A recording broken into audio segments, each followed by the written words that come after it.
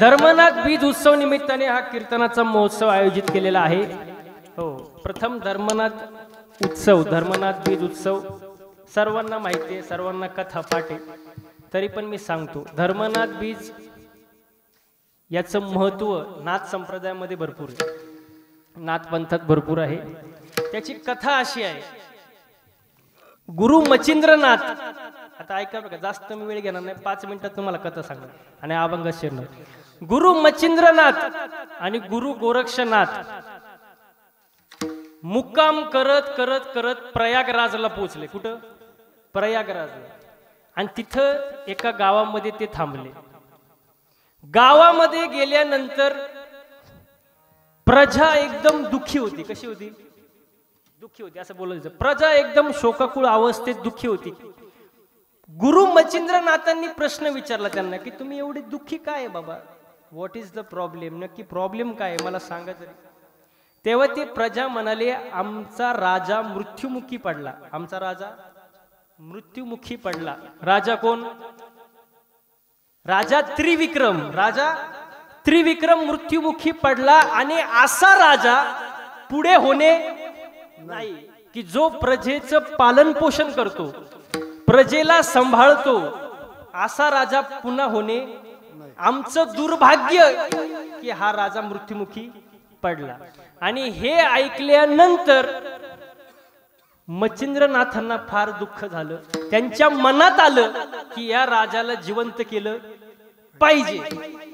म्हणून मच्छिंद्रनाथांनी ध्यानस्थ अवस्थेमध्ये राजा त्रिविक्रम याची प्राणज्योत कुठपर्यंत आली हे पाहिलं, तर त्यांना असं दिसून आलं की राजाने दुसऱ्या योनीमध्ये जन्म घेतलेला आहे।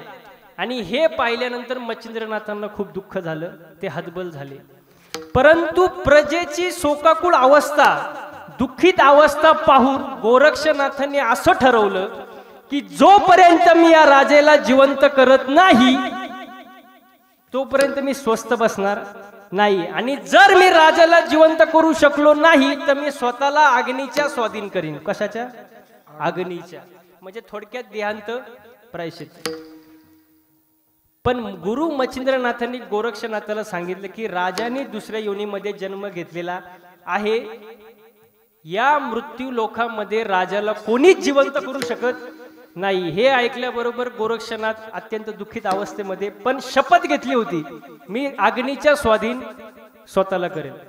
लाकडं गोळा करायला सुरुवात केली गोरक्षनाथांनी। आणि हे पाहिल्यानंतर मच्छिंद्रनाथाला असं वाटलं की गोरक्षनाथ खरोखरच अग्नीच्या स्वाधीन होईल। म्हणून त्याला सांगितलं, तू टेन्शन घेऊ नको, उगाच कुठलं तरी पाऊल टाकू नको, एक काम करू, काय? मी राजेच्या देहामध्ये पदार्पण करतो। कोण? मच्छिंद्रनाथ म्हणाले। मच्छिंद्रनाथ राजेच्या देहात पदार्पण करतात, 12 वर्ष संसार करतात राणी रेवती सोबत। राजा त्रिविक्रम यांची पत्नी कोण? रेवती। राणी रेवती सोबत 12 वर्ष संसार करतो। कोण? मच्छिंद्रनाथ। कोणाच्या शरीरात गेले? राजा त्रिविक्रमाच्या। 12 वर्ष संसार केला। मच्छिंद्रनाथ अंशरूपी पुत्र जन्माला आला। त्याचं नाव काय? धर्मनाथ।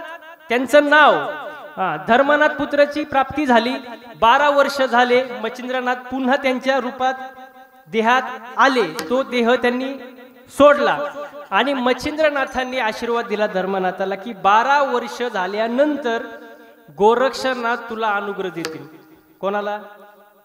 धर्मनाथाला। वा, धर्मनाथाला गोरक्षनाथांनी अनुग्रह दिला।